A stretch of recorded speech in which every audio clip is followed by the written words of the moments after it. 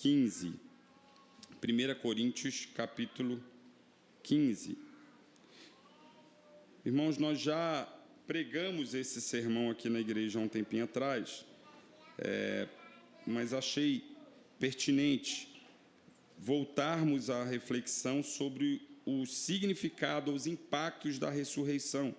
É verdade que, embora a ressurreição seja central na doutrina cristã, o principal pilar da doutrina cristã, sem a ressurreição, diz o próprio Paulo, nós leremos aqui, a nossa fé é vã, não tem sentido.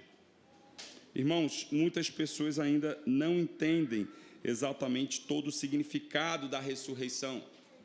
Inclusive, nós como cristandade precisamos observar que a Páscoa deveria ter ainda uma ênfase maior do que o Natal, não diminuindo o Natal. Mas nós celebramos e fazemos tantas coisas, inclusive temos dito isso para a liderança dessa igreja, ano que vem queremos fazer alguma coisa mais impactante na Páscoa, para que nos lembremos da ressurreição de Cristo, porque a morte de Cristo e a sua ressurreição, irmãos, é o grande anúncio, é a grande mensagem para todos nós. Seu nascimento certamente é importante, o celebremos, mas a morte e ressurreição são os pilares de toda a doutrina cristã, e muitas vezes nós não entendemos todo o impacto da ressurreição em nossas vidas. E por isso nós iremos então para esse texto, 1 Coríntios 15, que é o texto mais extensivo doutrinariamente sobre a ressurreição de Cristo. 1 Coríntios, carta de Paulo, no capítulo 15, nós já lemos aqui na liturgia do verso 1 ao verso 11. Nós então retornaremos a esse texto e leremos a partir do verso 12. O tema do nosso sermão dessa manhã é a ressurreição de Cristo, significa a instauração da nova humanidade. A ressurreição de Cristo, instauração da nova humanidade. Verso 12, eu lerei e peço para que os irmãos acompanhem a leitura juntamente comigo até o verso 28. As crianças também já receberam aí seu exercício, né? Talvez vão precisar seus exercícios, talvez precisarão de ajuda em algum momento ou outro com os pais, né? Ou os adultos que estiverem mais perto, né? Ajudem as crianças também para que elas possam receber a instrução juntamente conosco. Verso 12 diz assim: ora, se é corrente pregar-se que Cristo ressuscitou dentre os mortos, como, pois, afirmam alguns dentre vós que não há ressurreição de mortos? E se não há ressurreição de mortos, então Cristo não ressuscitou. E se Cristo não ressuscitou, é vã a nossa pregação e vã a vossa fé.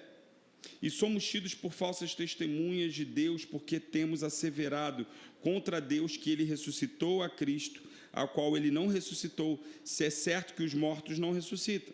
Porque se os mortos não ressuscitam, também Cristo não ressuscitou. E se Cristo não ressuscitou, é vã a vossa fé e ainda permaneceis nos vossos pecados.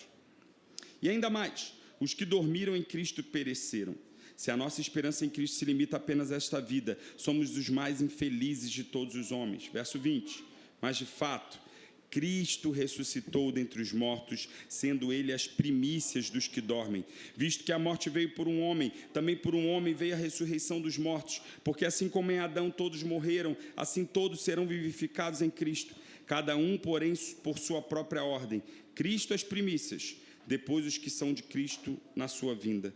E então virá o fim, quando ele entregar o reino a Deus e Pai, quando houver destruído todo o principado, bem como toda a potestade e poder, porque convém que ele reine até que haja posto todos os inimigos debaixo dos pés.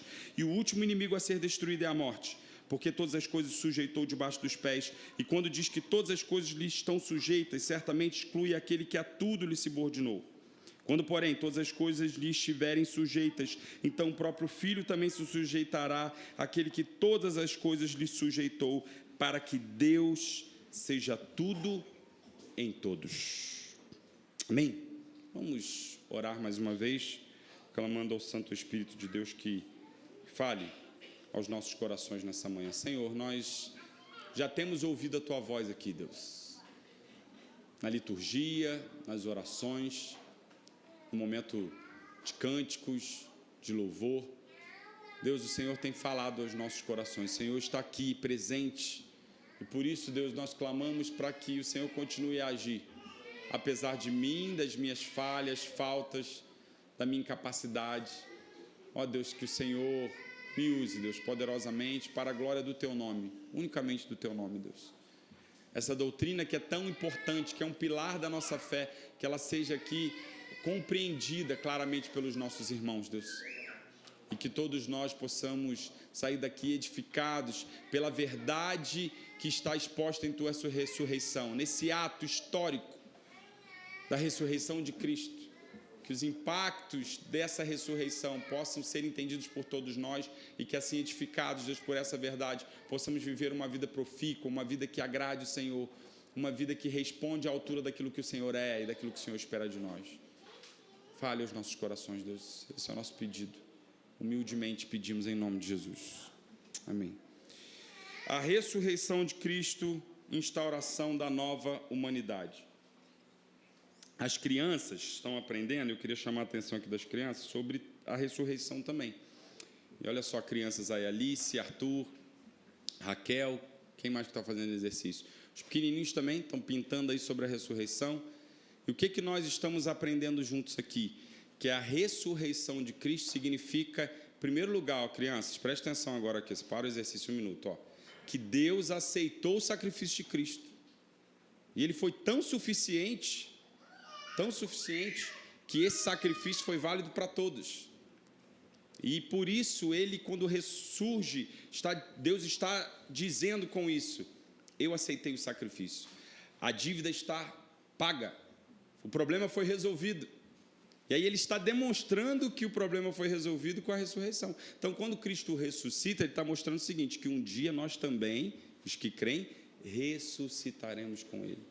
Um dia o pecado e os problemas, os nossos erros, né? Às vezes a gente desobedece papai, a mamãe, se irrita em casa, faz coisa errada na escola, a gente fica envergonhado, não fica? Poxa, queria ser igual a Jesus. Um dia nós ressuscitaremos e seremos como Ele é, porque Ele já venceu todos os nossos problemas, inclusive as pirraças que a gente faz, que eu sei que vocês fazem às vezes. Todo mundo é pecador aqui, inclusive o pastor. Então, inclusive aquela pirracinha lá, né, Raul, quando você fica agarrado lá no poste, né? Não querendo ir para a escola, que eu sei, Raul. Jesus já resolveu isso, Raul, graças a Deus. Então, um dia todos nós teremos isso resolvido, porque se Ele ressuscitou, nós também ressuscitaremos com Ele. A ressurreição significa que Ele já resolveu o problema do nosso pecado. Olha que coisa boa, irmãos, e é isso. É isso que nós veremos com essa linda doutrina da ressurreição, mas não só uma doutrina que é estabelecida em um fato histórico, visto por testemunhas. Nós temos falado isso em Atos. Não é só um conceito. Para alguns liberais, por exemplo, eles acreditam no horizonte utópico. Eles acreditam que a ressurreição de Cristo é como a linha do horizonte, onde você enxerga a linha do horizonte. Para mim agora é aquele prédio ali na frente, ela é a linha do horizonte, é o máximo que eu consigo ver. Mas quando eu chego no prédio, eu enxergo um pouco mais do horizonte. E assim a ressurreição de Cristo é uma falácia, uma mentira, uma forma conceitual de Deus mover a sua igreja para que ela avance e a própria igreja implemente o reino. Isso é algo pernicioso, irmãos. Nós somos aqueles que acreditam que a ressurreição é um fato histórico, visto por centenas de pessoas. Essas pessoas não perderiam suas vidas, não colocariam suas cabeças a prêmio, não seriam perseguidas pelo maior império de todos os tempos, se elas não tivessem visto Cristo ressurreto. E o Cristo ressurreto que nós celebramos nessa manhã de Páscoa significa a instauração de uma nova era, de uma nova humanidade, de um novo mundo, de um novo tempo, do qual nós que cremos também participaremos. Irmãos, ao contrário da maioria de 1 Coríntios, o capítulo 15, ele é inteiramente dedicado a essa doutrina, e aliás, a uma única doutrina, a doutrina da ressurreição. Nós conhecemos bem a carta aos Coríntios e sabemos que é uma carta onde Paulo está ali corrigindo muitos problemas daquela igreja. Inclusive, muitos vão dizer que é a igreja mais problemática do Novo Testamento, pelo menos das que tem carta escrita ou canonizadas, né? Paulo está ali resolvendo muitos problemas daquela igreja. Uma igreja que tem divisões, pessoas que querem aparecer no culto, né? Problemas sexuais graves, que precisam ser resolvidos, que a igreja fecha os olhos, não corrige o ofensor, não guarda a pureza do corpo de Cristo ao corrigir o ofensor, e Paulo está tratando esses problemas, mas de repente quando ele chega em Coríntios capítulo 15, ele não está mais tratando de questões pontuais, contextuais à realidade de Corinto, mas ele está agora tratando de uma doutrina essencial, talvez o pilar, ou o principal pilar da nossa fé, talvez não, certamente o principal pilar da nossa fé. E nestes 58 versos, nós lemos apenas alguns aqui, alguns na liturgia, outros agora na exposição. Paulo dá o maior e mais extenso tratamento da ressurreição em toda a Escritura. E assim, irmãos, como o coração bombeia o sangue que dá vida a todas as partes do corpo, a verdade da ressurreição dá vida a todas as outras partes do Evangelho. A ressurreição é o pivô sobre o qual se sustenta todo o cristianismo. Sem ressurreição não há cristianismo. Sem o entendimento da ressurreição não há fé. A nossa fé é vã. Isso é notado claramente no fato, irmão, dos 2 primeiros sermões pregados pela igreja primitiva depois do Pentecostes, tratar e focar sobre a ressurreição. Isso é tão importante para a igreja primitiva que Pedro, no Pentecostes, ao pregar o seu primeiro sermão, dá ênfase à ressurreição de Cristo. Assim como vemos também no capítulo 3, esse segundo sermão público de Pedro, também dando ênfase à ressurreição de Cristo. Por causa dessa verdade, irmãos, e dessa evidência, os seguidores de coração partido do rabino crucificado foram transformados em testemunhas corajosas, em mártires em seu tempo, e que levaram em pouco tempo a difusão do Evangelho a todo o Império Romano. Irmãos, analisemos o texto e entendamos como ainda hoje a ressurreição é o pivô e será, durante toda a história, até a sua volta, o grande pivô da doutrina cristã. E por isso nós precisamos nos esmerar em entender essa doutrina claramente. Porque muitas vezes celebramos a ressurreição, mas não entendemos todo o impacto dela em nossas vidas, e é isso que nós veremos nessa manhã. Irmãos, analisando o texto, voltemos, nós perceberemos aqui que no início do capítulo, como já foi lido na liturgia, o verso 1, Paulo faz menção ao próprio Evangelho. Volte lá, 1 Coríntios, primeira carta aos Coríntios, capítulo 15, ele diz: irmãos, venho lembrar-vos o Evangelho que vos anunciei, o qual recebestes e no qual ainda perseverais. E olha só como que nos versos seguintes, ele resume o Evangelho, basicamente a morte e ressurreição de Cristo. Verso 3 e 4, antes de tudo, vos entreguei o que também recebi, que Cristo morreu pelos nossos pecados, segundo as Escrituras, e que foi sepultado e ressuscitou ao terceiro dia, segundo as Escrituras. Paulo inicia esse capítulo dizendo que ele pregou o Evangelho, que ele anunciou o Evangelho, que aquela igreja recebeu o verdadeiro Evangelho, e ao se referir ao Evangelho, ele resume exatamente, de forma simples, com esses fatos históricos que eram conhecidos daqueles primeiros cristãos. Fatos que foram testemunhados por alguns daqueles primeiros cristãos. A morte e a ressurreição de Cristo. Dos versos 5 a 7, ele então vai nos mostrando sobre as testemunhas da ressurreição. Ele diz que centenas de pessoas viram. Ele apareceu para os 12, ele apareceu para Tiago, e ele apareceu para o próprio Paulo, como um apóstolo fora do tempo. Viu Cristo ressurreto, foi convocado pelo Cristo ressurreto a ser uma testemunha.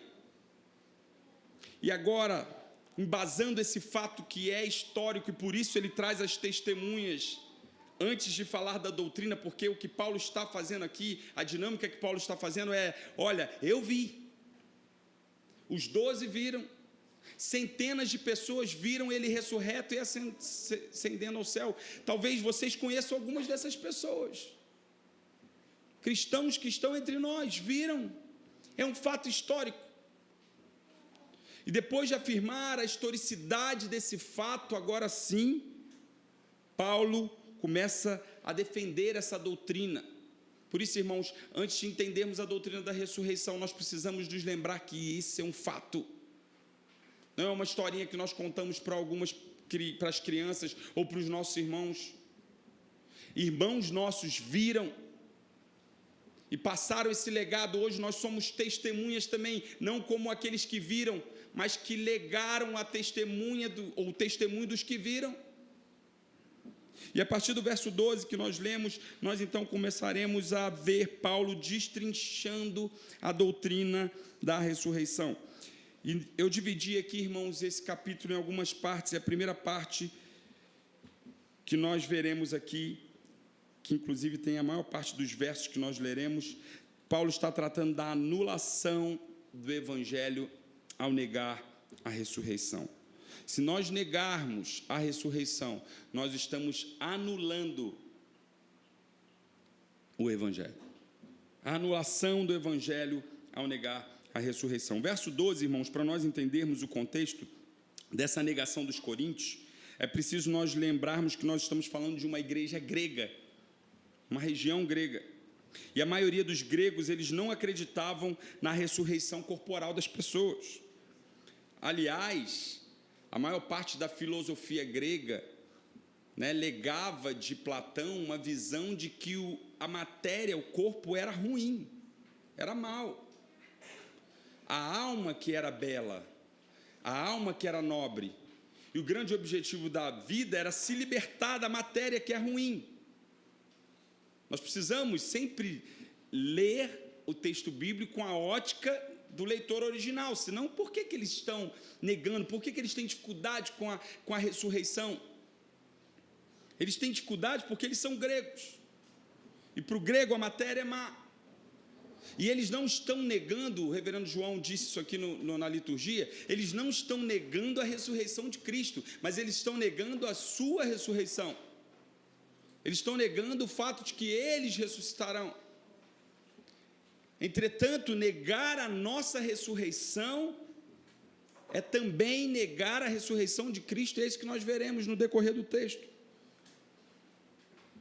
Para o grego, irmãos, não havia imortalidade para o corpo, mas sim para a alma que entrava num estado eterno, e isso inclusive gerou muitos problemas no seio da igreja primitiva. Algumas heresias surgiram nos primeiros anos, dizendo que, olha, justamente por conta dessa visão grega de que a matéria é má, de que o corpo é mau, de que nós precisamos nos libertar do corpo que é ruim. Alguns acreditavam que Cristo ele não era bem homem, ele tinha uma aparência de homem, mas era uma espécie fantasmagórica, uma pessoa meio fantasma, assim, que tinha aparência de homem, mas ele não era um homem verdadeiro. Perceba, então, diante disso, era fácil acreditar na ressurreição de Cristo, porque Cristo sim pode ter ressuscitado, porque Ele é Deus. Porque Ele é Deus. Ao negarem a sua própria ressurreição, eles estão negando, por tabela, a humanidade completa de Cristo, irmãos. E esse é o paradoxo que nós precisamos nos deparar.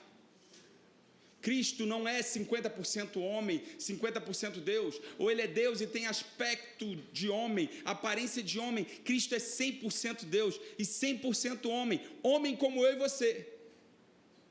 Homem que não nasceu corrompido e por isso foi concebido virginalmente, para não trazer a herança de Adão, mas homem comparado ao primeiro Adão, que podia pecar, mas escolheu não pecar, para ser o representante de todos nós na cruz, para ser o representante perfeito que cumpriu a lei. Mas ele é homem, e é por isso que Paulo então começa a combater essa ideia perniciosa no meio da igreja dos coríntios, né? Verso 12, irmãos: ora, se é corrente pregar-se que Cristo ressuscitou dentre os mortos, como, pois, afirmam alguns dentre vós que não há ressurreição de mortos? Como dizem alguns dentre vós que não há ressurreição de mortos? Questionar esse fato básico, irmãos, é iniciar uma reação em cadeia, que na verdade, por fim, irá anular o Evangelho. Verso 13: e se não há ressurreição de mortos, então Cristo não ressuscitou. Em essência, Se Cristo ressuscitou, irmãos, precisamos admitir que outros, os que creem, também podem ser ressurretos, também podem ressuscitar e vice-versa. Negar que outros podem ser ressuscitados envolve a negação de que Cristo ressuscitou. E o problema é muito grave, como já dito aqui, porque esse dualismo visto na concepção dos coríntios poderia levar à afirmação de que Cristo não é homem. Por isso, Paulo está combatendo de forma enfática aqui esse erro, esse equívoco da igreja dos coríntios. Verso 14, ele vai dizer que se Cristo não ressuscitou, então, primeira consequência de negar a ressurreição de Cristo, se Cristo não ressuscitou, é vã a nossa pregação e vã a vossa fé. Ou seja, torna sem efeito a pregação apostólica e torna a fé cristã uma fé irreal. A palavra utilizada aqui para vã, irmãos, no grego, é uma palavra que nós poderíamos traduzir como irreal ou imaginário, ou fictício. E outras palavras que Paulo está dizendo é: se vocês não acreditarem na ressurreição de Cristo, então a fé de vocês é uma ficção, é irreal, é uma historinha, não faz sentido. Verso 15, e somos tidos por falsas testemunhas diante de Deus.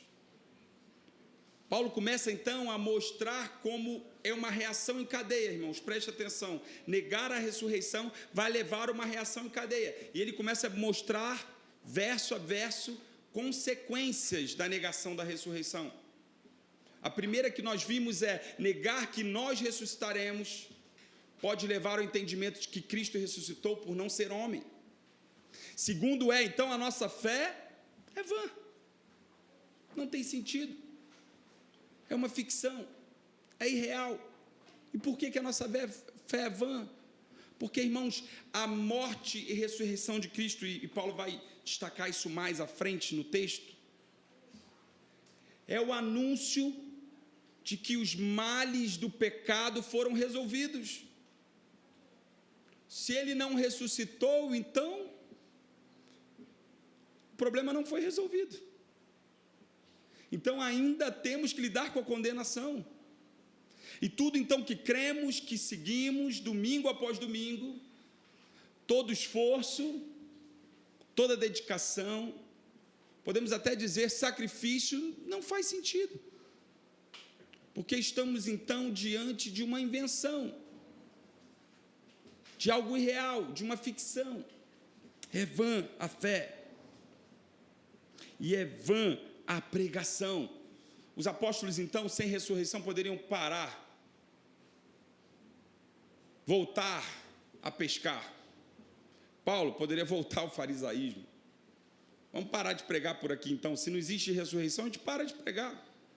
É vã o nosso trabalho. E nós sabemos que muitos deles, inclusive esse que escreveu a carta aos Coríntios, entregaram suas próprias vidas. Paulo literalmente perdeu a sua cabeça em favor do Evangelho. Não crer na ressurreição é tornar vã a pregação, é tornar uma ficção a nossa fé, mas eles pregavam ousadamente, de forma intrépida. Aqueles crentes permaneciam apesar da perseguição e da oposição, porque Cristo havia ressuscitado. Verso 15, ele mostra uma outra consequência. E nós, então, somos tidos por falsas testemunhas de Deus. Se não há ressurreição, então os apóstolos são transformados, assim como as demais testemunhas, em mentirosos. Porque Pedro viu, Tomé tocou, João viu, Tiago, irmão de Jesus, viu, ele apareceu ao seu irmão, viram dos líderes da igreja. Centenas de pessoas viram o Nazareno sendo assunto aos céus. Paulo viu, caiu do cavalo, literalmente, na estrada, caminho de Damasco, viu resplandecente, como João pregou aqui na série de Atos, mais resplandecente do que o sol. Eu vi. Se vocês não acreditam na ressurreição, então vocês estão me transformando em mentiroso. Assim como Pedro, o primeiro líder da igreja, é mentiroso. João, Tiago e todos os demais, então, são tidos como mentirosos. E aqui a ideia de somos considerados no grego, a expressão significa, ou poderia ter sido traduzida também como fomos descobertos, ou fomos detectados. Sabe, pessoas que se escondem em uma farsa e de repente aquela farsa é descoberta. De repente aquilo que você não conseguia enxergar, agora você enxerga. Era tudo uma farsa, tudo uma enganação, tudo uma encenação. Essa é a ideia. Paulo está dizendo, então, se não há ressurreição, nós somos atores, encenando tudo isso para vocês. Estou sendo apedrejado por encenação, açoitado por encenação, preso por encenação. Muitos estavam morrendo por encenação. Fomos descobertos, é uma farsa, somos mentirosos. Obviamente que não, irmãos. A ressurreição é um fato, é real. E se Cristo ressuscitou, nós também ressuscitaremos. Verso 16, ele diz, porque se os mortos não ressuscitam, então Cristo também não ressuscitou. Ele volta ao argumento inicial. Ele demonstra que a ressurreição de Cristo, ela se deu em sua humanidade. Nós cantamos aqui, até meio forte, né? Quando eu cantei, eu falei, caramba, é forte falar isso. Deus o abandonou. É forte. Eu até falei assim, poxa, o Fernandinho, você que é do Fernandinho a música, Fernandinho foi corajoso, né? Eu não colocaria essa palavra não, abandonou. Mas é isso que Jesus sentiu, assim Jesus sentiu. Ele na cruz, no madeiro, diz, Eli, Eli, lama sabactani, Deus Pai, Deus meu, por que me desamparaste? Por que me abandonaste? Por que eu estou sozinho? O sentimento dele foi esse. Porque naquele momento, irmãos, como nós já dissemos aqui, é o único momento que a Trindade se separou. É até difícil explicar isso, teologicamente, até filosoficamente. Porque ontologicamente eles são um, em essência, em harmonia, de forma perfeita. Essas três pessoas fizeram tudo juntos, harmonicamente. De repente, o Deus Pai precisa virar as costas, porque Cristo, como homem, está carregando o meu e o seu pecado, todos eles no madeiro naquele momento. Ele não está nos representando na cruz como Deus, irmãos. Entenda isso, ele está nos representando como homem. Paulo deixa claro nesse texto, e de forma mais ampla no texto de Romanos, ele é o segundo Adão. Adão era um representante de toda a humanidade, e por ele veio o pecado a toda a humanidade. Agora o segundo Adão, representando aqueles que creem. Ele carrega os seus pecados no madeiro, ele anula a dívida, ele apaga a condenação, porque ele se fez condenado em nosso lugar. Ele está como um homem, como esse cordeiro sem mancha, como nós lemos em Êxodo, imaculado, sem mácula, sem defeito, sem mancha, sem pecado, trocando de lugar conosco. Naquele momento ele carregou o pecado que você talvez cometeu aqui em culto, talvez hoje de manhã, um pensamento. O pecado que você mais se envergonha na sua vida estava sobre ele naquele momento histórico na cruz. E a sua vida perfeita,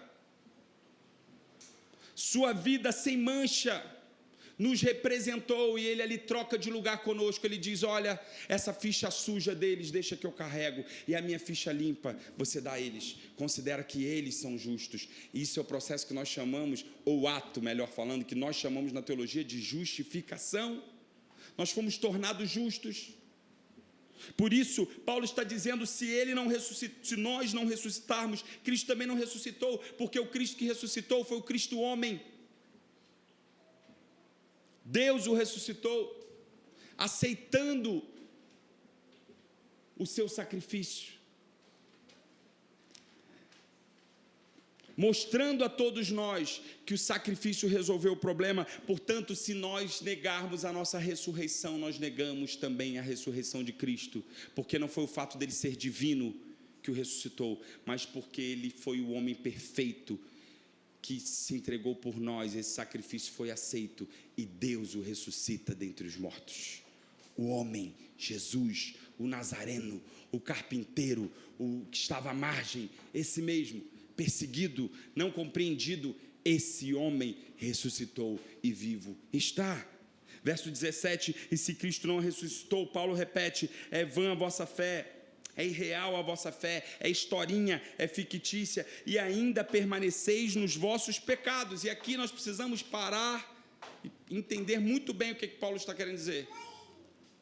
Olha que interessante, se ele não ressuscitou, vocês ainda estão em vossos pecados. Mas pastor, não é o fato dele ter morrido por nós que anulou os pecados? Porque se então ele não ressuscitou, nós ainda permanecemos em nossos pecados? Irmãos, o que Paulo quer dizer aqui, quer nos explicar, é: se Jesus não ressuscitou dentre os mortos, então o pecado ganhou a vitória sobre Cristo e, portanto, continua a ser vitorioso sobre todos os homens. Se Jesus permaneceu morto, então quando morrermos, nós também permaneceremos mortos e condenados, porque Romanos capítulo 6, 23 nos diz que o salário do pecado é a morte. No Gênesis, Deus disse a Adão e a Eva, naquele primeiro pacto: olha, se vocês quebrarem esse pacto, que é condicional, diferente do que está sobre nós hoje, que é incondicional, tinha uma condição, a obediência. Se vocês desobedecerem, tocarem naquela árvore, comerem daquele fruto, certamente morrereis.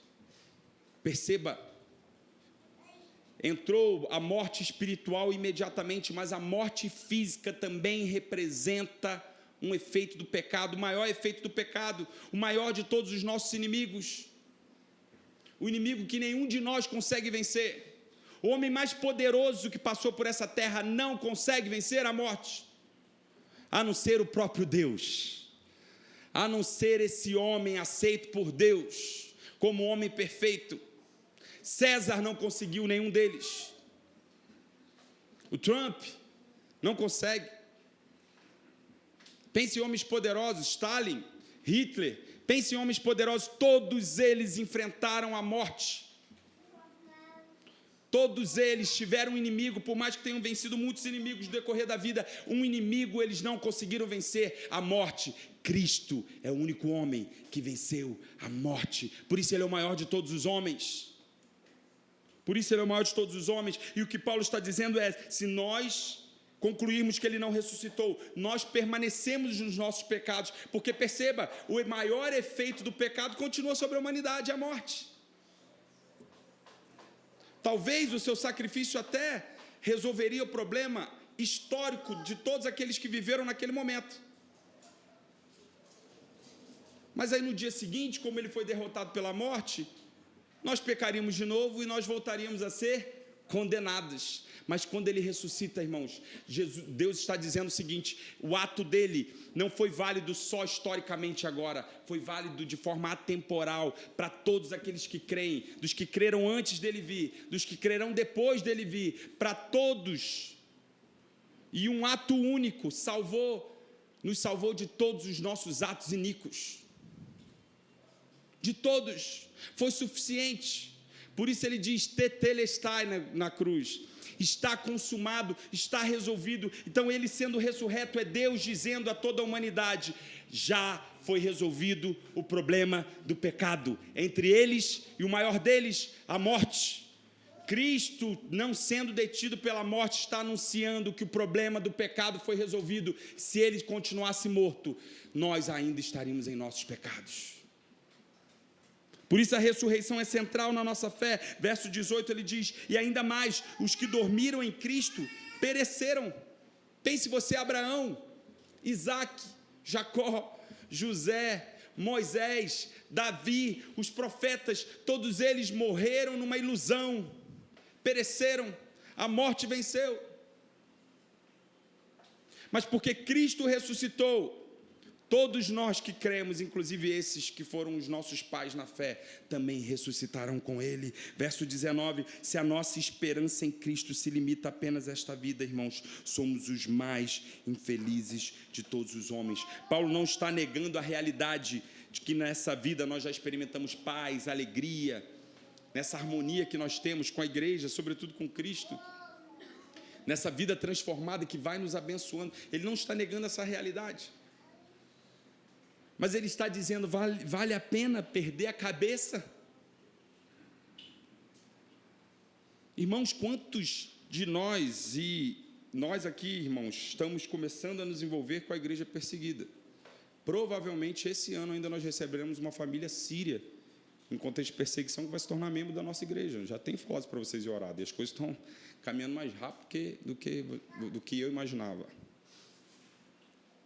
Eu não conheço a realidade ainda, o quanto eles foram perseguidos na Síria, o que eles viram. Isso vai nos fazer bem. Vai nos fazer bem. Conhecer irmãos, conviver com irmãos nossos aqui que viram filhos de crentes sendo mortos porque não negaram o seu Senhor. Tinham que se esconder, cultuar escondidos, e ainda assim estavam lá domingo após domingo, não faltando por qualquer bobagem. Hoje qualquer dorzinha de cabeça, não posso ir para a igreja, estou muito cansada, preciso, Deus vai entender. Não vai entender. Tem irmãos seus colocando a cabeça a prêmio, não vai entender. Não estamos sendo religiosos dizendo que você nunca pode faltar, mas perceba se os seus atos de falta têm sido justificados diante de Deus, são de fato justificáveis, ou é porque você não leva com seriedade o seu Deus, o culto que o seu Senhor te convocou a prestar. Irmãos nossos, irmãos, é isso que ele está dizendo. Imagina essas pessoas que perderam seus filhos.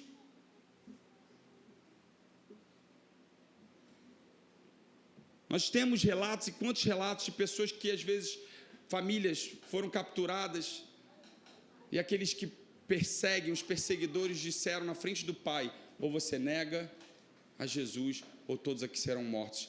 E essas pessoas continuaram firmes e viram seus filhos pequenos sendo dilacerados, mortos na sua frente. Se ele não ressuscitou, a nossa fé é vã. Se ele não ressuscitou, nossa esperança é pequena demais. Se ela se limita a essa vida, nós somos os mais infelizes de todos os homens.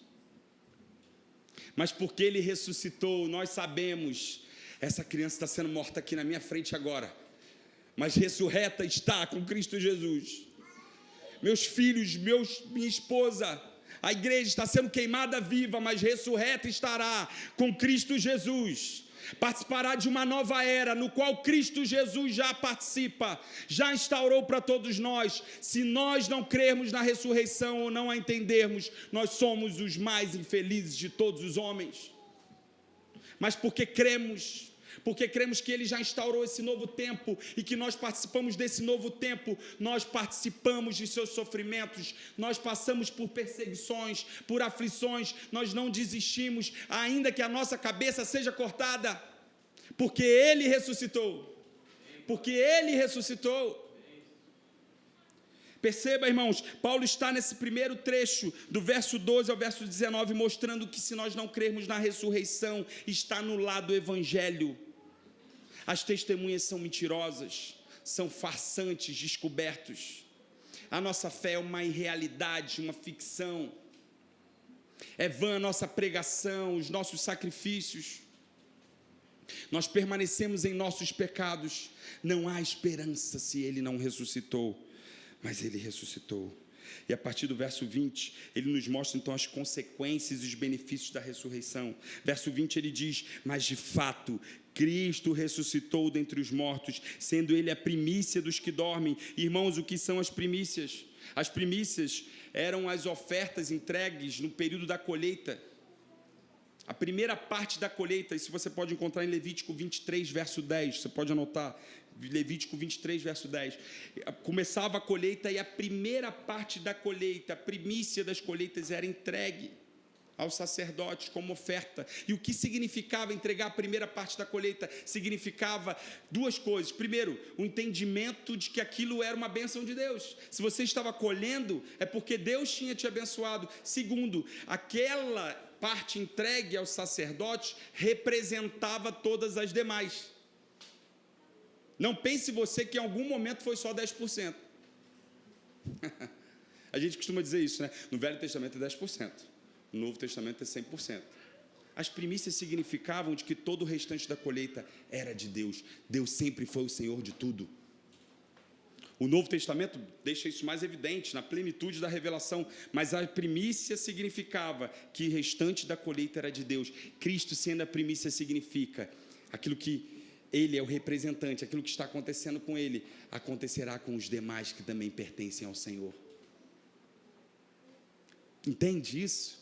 Ele representa, assim como aquela oferta parcial era dada aos sacerdotes e representava o restante da colheita, ele representa diante do Pai o restante da igreja. Ele é o exemplo, ele é a primícia, ele é o... Não sei se às vezes eu uso esse termo protótipo, mas eu não sei se é protótipo, porque protótipo, maquete não é realidade, né? Ele é real, ele é o primeiro que nos representa, mostrando ao Pai, vai chegar uma multidão de ressurretos, nessa nova era, nesse novo tempo, nesse novo mundo, Ele está nos representando diante do Pai, Ele é a primícia dos que dormem. Verso 21 diz, visto que a morte veio por um homem, também por um homem veio a ressurreição dos mortos. Paulo deixa claro isso, principalmente em Romanos capítulo 5, verso 17 a verso 19, Romanos capítulo 5, do verso 17 ao verso 19, fica claro o fato de que o primeiro Adão, como representante da humanidade, trouxe morte a toda a humanidade, mas o segundo Adão, para os que creem, traz a vida, vida em abundância, vida eterna. Se Ele é o nosso representante diante do Pai, Ele está demonstrando que Ele trará vida a todos aqueles que creem, visto que a morte veio por um homem, também por um homem veio a ressurreição dos mortos. Verso 22, porque assim como Adão, todos morreram, assim também todos serão vivificados em Cristo. Irmãos, esse texto aqui é um texto polêmico, porque alguns tentam aqui se utilizar, né, dessa frase para justificar um universalismo. O que é o universalismo, pastor? É a crença de que todo mundo será salvo, independente se crê em Cristo ou não. O hindu, o budista, o falso crente, todo mundo, né, vai ser salvo. Porque todos serão vivificados, irmãos. Isso é forçar demais o texto, porque nós temos diversos textos bíblicos que mostram que só são salvos os que creem. E olha o próprio texto, 1 Coríntios, no verso 23, diz, cada um, porém, verso seguinte, cada um, porém, por sua própria ordem. Cristo, as primícias, depois os que são de Cristo. Todos são de Cristo? Não. Quem são vivificados? Os que são de Cristo. Quem são os vivificados? Aqueles que confiaram em sua obra. Por isso, irmãos, nós temos a certeza de que nós ressuscitaremos para uma novidade de vida. Às vezes, nós nos deparamos com a vida daqui e nós nos cansamos, não é verdade? É muito boleto para pagar, não é? Esforço, esforço, esforço, e mais boleto, e mais boleto, e mais boleto. Mas o boleto é um dos menores problemas. Quando chega a doença na sua casa, um câncer, que leva uma pessoa que você ama. Quando chega uma injustiça, que às vezes você viu acontecer com alguém. Quando alguém te frustra, te decepciona, dilacera o seu coração. Quando você se depara com seus próprios pecados, e alguns deles, por mais que você se exponha a Cristo, você nunca consegue vencer completamente. Você vai melhorando, santificando, mas ainda tem aquilo lá que, cara, vira e mexe, você ainda tem dificuldade, né? Esperando aquele grande dia, quando Ele vai nos resgatar de uma vez por todas, e nós não teremos mais nenhum pecado. Tudo isso nos mostra que essa vida é dolorosa. Irmãos, quando nós olhamos para o nosso cenário político, pouco de esperança que a gente tem, de repente, ruim.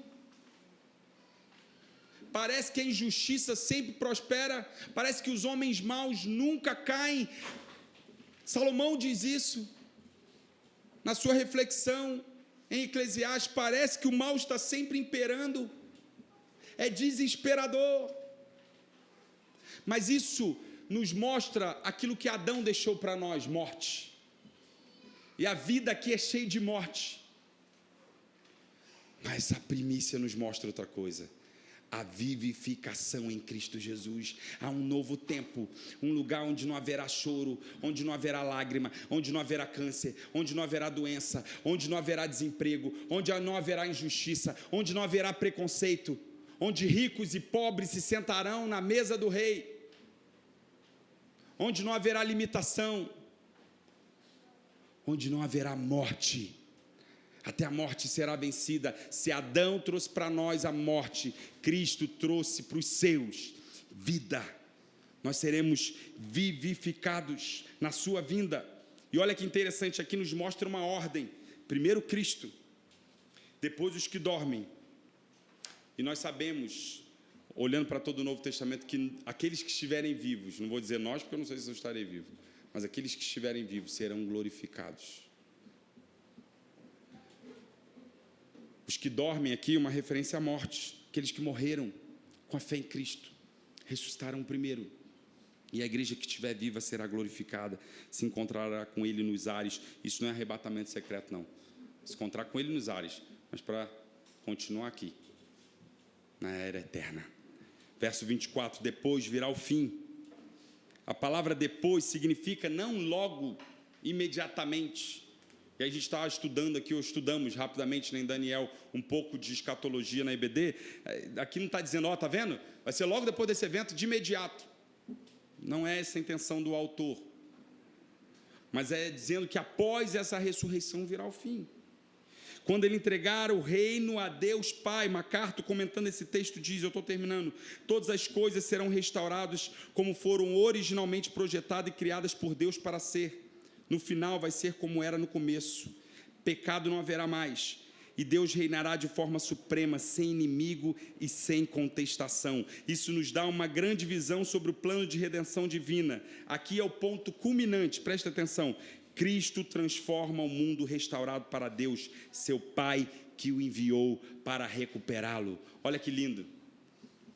Naquilo que nós chamamos de trindade econômica, a maneira que a trindade, que é igual, mas se organizou na redenção da humanidade, é o Pai que envia, é o Pai que está na liderança, não é? Jesus fazia tudo para o Pai, obedecia o Pai, mas Deus o entregou o reino. Quando ele ressuscitou e assunto aos céus foi, ele foi à destra do Pai, sentou à destra do Pai, agora ele está reinando. E quando ele, que foi enviado pelo Pai para recuperar, restaurar e colocar esse mundo no devido lugar, quando ele colocar tudo isso que o pecado tem destruído no devido lugar, esse mundo que está de cabeça para baixo, de cabeça para cima de novo, ele entregará novamente ao Pai. Cumprir a missão, Pai, está aqui, um mundo restaurado, tetelestai, está consumado. Verso 25 e 26, porque convém que ele reine, até que haja posto todos os inimigos debaixo dos pés, e o último inimigo a ser destruído é a morte. Olha isso.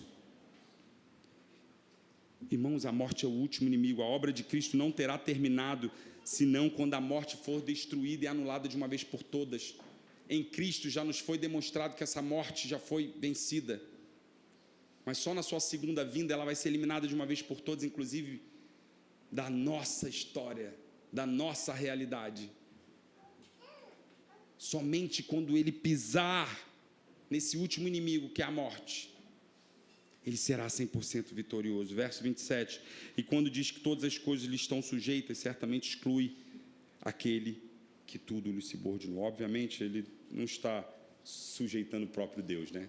Tudo está sujeito, menos o próprio Deus, que a tudo lhe subordinou. Irmãos, aplicando o sermão dessa manhã, para nós terminarmos, queria pensar com vocês que esse trecho das Escrituras nos remete aqui o pensamento a 4 coisas. Primeira coisa, primeiro ponto aqui, Sem entendimento da ressurreição, não há cristianismo que se sustente. É verdade, a Páscoa não precisa ser celebrada pelos cristãos. Alguns, principalmente entre os reformados, vão dizer isso. É verdade, a Páscoa foi substituída pela ceia do Senhor. É verdade, o único dia santo é o domingo. Ordinariamente, domingo após domingo, nós celebramos a ressurreição. Mas se nós temos um tempo em que nós paramos tudo e pensamos de forma ainda mais enfática na ressurreição, isso corrobora para a cristandade ou prejudica? Que pensemos, Páscoa após Páscoa, que nos lembremos do que a ressurreição significa. Que façamos isso todo domingo, irmãos, mas se tivermos que fazer de forma mais enfática na Páscoa, que assim seja. E, irmãos, essa é a verdade, sem entendimento da ressurreição, não há cristianismo que se sustente. Sem entendimento da ressurreição, nossa fé é vã, é fictícia, as testemunhas são farsantes, nossa pregação é vã, nossa pregação não precisa ser continuada. Por isso é preciso entendermos e crermos, sobretudo, na ressurreição. Segundo lugar, nossa fé e esperança estão atreladas ao evento da ressurreição de Cristo. É porque Ele ressuscitou, você pode ter esperança. Às vezes, meus irmãos, a grande verdade é que quando nós nos deparamos com algumas tragédias da vida, às vezes nos faltam palavras. Até para você, pastor, até para mim. Principalmente para mim, que tem que me deparar às vezes com as piores tragédias e ser a pessoa responsável em dar uma palavra. Às vezes nos faltam palavras, porque a grande verdade é que nesse mundo há aflições. Nesse mundo há aflição demais. Mas a nossa esperança está no fato de que Ele ressuscitou. Sabe esse problema que você tem passado na sua casa? Sabe esse problema que você tem passado individualmente, na sua vida pessoal, no seu trabalho? Sabe essa depressão? Sabe essa tristeza? Sabe essa angústia? Tudo isso já está resolvido em Cristo Jesus. Por Ele ter ressuscitado, há esperança para nós, irmãos. Uma era sem nenhum dos efeitos do pecado. Não há choro, não há lamento, não há morte, não há pecado. Tudo restaurado está, porque Ele ressuscitou. Nossa esperança e fé estão atreladas ao evento da ressurreição de Cristo. Terceiro lugar, a ressurreição de Cristo é um anúncio de que o sacrifício sanou toda a dívida do pecado, entre elas a morte. Entre elas a morte. Quarto e último lugar, a ressurreição de Cristo é a instauração da nova humanidade, quando o domínio de Deus será pleno. Nós estamos chegando, por exemplo, em período de eleição. E aí começa os ídolos aparecerem, né? Os ídolos, as expectativas de que fulano de tal vai resolver o problema do Brasil, do mundo. E eu não estou dizendo que nós não temos que ter responsabilidade, cidadania e lutarmos pelo que é melhor. Isso tem tudo a ver com o cristianismo. Mas, irmãos, nossa esperança está no fato de que Ele ressuscitou. Nessa nova ordem, nesse novo tempo, nesse novo mundo, essa nova humanidade que foi instaurada pelo Cristo ressurreto, o primeiro, o cabeça de toda essa humanidade.